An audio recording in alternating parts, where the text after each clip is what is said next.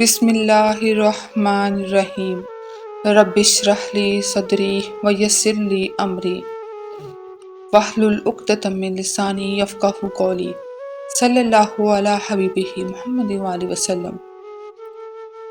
السلام علیکم ورحمۃ اللہ وبرکاتہ۔ مخلوق خدا کی خدمت وقت کی ضرورت بھی ہے اور بہت بڑی عبادت بھی۔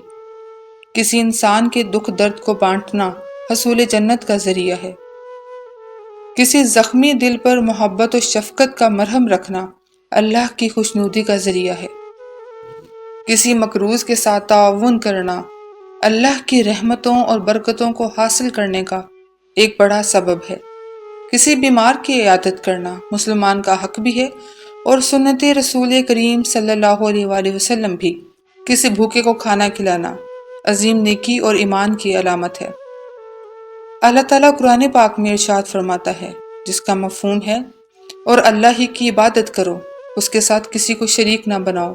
ماں باپ، قرابت داروں، یتیموں، ناداروں، رشتہ داروں، ہمسایوں، اجنبیوں، پاس بیٹھنے والوں، مسافروں اور جو لوگ تمہارے قبضے میں ہوں سب کے ساتھ حسن سلوک کرو۔ بے شک اللہ تکبر کرنے والے اور بڑائی کرنے والے کو دوست نہیں رکھتا۔ حضرت عبداللہ بن عمرو بن عاص رضی اللہ عنہ روایت کرتے ہیں کہ حضور اکرم صلی اللہ علیہ وآلہ وسلم نے فرمایا، جو شخص اپنے کسی بھائی کو پیٹ بھر کر کھانا کھلائے اور پانی پلائے گا، اللہ تعالیٰ اسے دوزخ کی آگ سے 7 خندق جتنے فاصلے کی دوری پر کر دے گا، اور 2 خندق کے درمیان 500 سال کا فاصلہ ہے۔ سبحان اللہ۔ اسلام اللہ تعالیٰ کا نازل کردہ اور پسندیدہ دین ہے۔ اس دین میں سب سے زیادہ کامیاب انسان اسے کہا گیا ہے جو اپنی دینداری کے ساتھ لوگوں کے لیے زیادہ مفید اور کارآمد ہو۔ رسول کریم صلی اللہ علیہ وآلہ وسلم نے فرمایا، ساری مخلوق اللہ کا کنبہ ہے۔ اللہ کے نزدیک سب سے پسندیدہ بندہ وہ ہے جو اس کے عیال کے لیے سب سے زیادہ نافع ہو۔ خدمت خلق کی اہمیت کا اندازہ اس سے بھی لگایا جا سکتا ہے کہ جب آپ صلی اللہ علیہ وآلہ وسلم پہلی وحی نازل ہونے کے بعد گھر تشریف لائے تو غم گسار شریک حیات ام المومنین حضرت خدیجہ رضی اللہ عنہا نے کیفیت کو دیکھ کر عرض کیا، اللہ تعالیٰ آپ صلی اللہ علیہ وآلہ وسلم کو ہرگز ضائع نہیں کرے گا، کیونکہ آپ صلی اللہ علیہ وآلہ وسلم رشتہ داروں کے ساتھ حسن سلوک کرتے ہیں، بے سہارا لوگوں کی مدد کرتے ہیں، مہمانوں کی خاطر تواضع کرتے ہیں اور آسمانی حوادث میں لوگوں کی مدد کرتے ہیں۔ ان 5 اوصاف جن کا خصوصیت سے ام المومنین حضرت خدیجہ رضی اللہ تعالی عنہا نے تذکرہ کیا، ان سب کا تعلق خدمت خلق کے مختلف پہلوؤں سے ہے۔ اس میں حسن خلوق بھی ہے اور بدنی اور مالی تعاون بھی ہے۔ رسول اکرم صلی اللہ علیہ وآلہ وسلم نے ارشاد فرمایا، اسلام کا بہترین عمل کھانا کھلانا اور سلام کو رواج دینا ہے۔ آپ صلی اللہ علیہ وآلہ وسلم نے یہ بھی فرمایا، جو آسودہ ہو کر کھائے اور اس کا پڑوسی بھوکا ہو وہ مسلمان نہیں ہو سکتا۔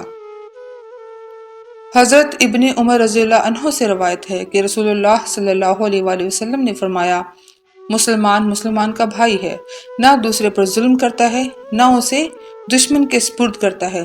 جو مسلمان بھائی کی ضرورت میں کام آئے گا اللہ تعالیٰ اس کی ضرورت میں کام آئے گا، اور جو کسی مسلمان کے رنج اور غم کو دور کرے گا اللہ تعالیٰ قیامت کے دن اس کی مصیبت کو دور کر دے گا، اور جو کسی مسلمان کے عیب چھپائے گا اللہ تعالیٰ قیامت کے دن اس کے عیب کو چھپائے گا۔ حضرت ابو ہریرہ رضی اللہ تعالیٰ عنہ سے ایک فرمان مروی ہے کہ رسول اللہ صلی اللہ علیہ وآلہ وسلم نے فرمایا، اللہ تعالیٰ قیامت کے دن فرمائے گا، اے آدم کے بیٹے، میں بیمار ہوا، تو نے میری عیادت نہ کی۔ انسان حیران ہو کر کہے گا، اے میرے رب، تو رب العالمین ہے، میں تیری کس طرح عیادت کرتا؟ پھر اللہ تعالیٰ فرمائے گا، کیا تجھے معلوم نہیں کہ میرا فلاں بندہ بیمار ہوا؟ اگر تو اس کی عیادت کرتا تو اسے میرے پاس پاتا۔ اللہ تعالیٰ فرمائے گا، اے آدم کے بیٹے، میں نے تجھ سے کھانا طلب کیا، تو نے مجھے کھانا نہ دیا۔ بندہ عرض کرے گا، اے پروردگار، تو رب العالمین ہے، تجھے کس طرح کھانا کھلاتا؟ حق تعالیٰ فرمائے گا، کیا یاد نہیں کہ میرے فلاں بندے نے تجھ سے کھانا طلب کیا تھا لیکن تو نے اسے کھانا نہ کھلایا؟ اگر تو اسے کھانا کھلاتا تو اس کا ثواب میرے یہاں پاتا۔ اسی طرح اللہ فرمائے گا، اے آدم کے بیٹے، میں نے تجھ سے پانی مانگا تو نے مجھے پانی نہیں پلایا۔ انسان کہے گا اے میرے رب، میں تجھے کس طرح پانی پلاتا جبکہ تو رب العالمین ہے۔ اللہ تعالیٰ فرمائے گا میرے فلاں بندے نے تجھ سے پانی مانگا مگر تو نے اسے پانی نہ پلایا۔ کیا تجھے معلوم نہیں اگر تو اسے پانی پلاتا تو اسے میرے پاس پاتا۔ خدمت خلق سے بندہ اللہ کی رضا اور اس کے قرب کا حقدار بن جاتا ہے کہ اللہ اس شخص کو پسند فرماتا ہے جو انسانوں کے لیے نفع بخش ہو۔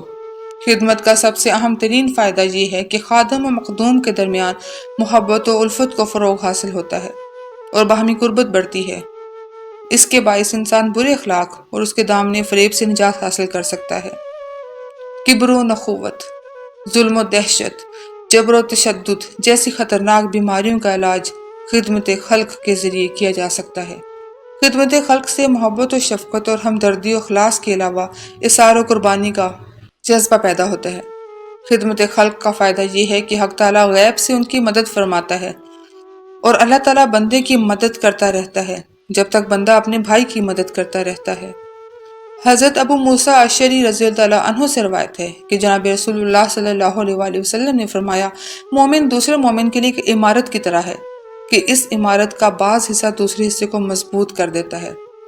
اللہ کے نبی صلی اللہ علیہ وآلہ وسلم نے واضح الفاظ میں ارشاد فرمایا لوگوں میں بہترین شخص وہ ہے جو دوسروں کو نفع پہنچائے۔ اللہ پاک نعمتوں کو بانٹنے سے بڑھاتا ہے، کم نہیں کرتا، تو ہمیں اللہ پاک کی رضا کی خاطر خدمت خلق کے لیے ہر وقت کوشاں رہنا ہے۔ زندگی شمع کی صورت ہو خدایا میری، ہو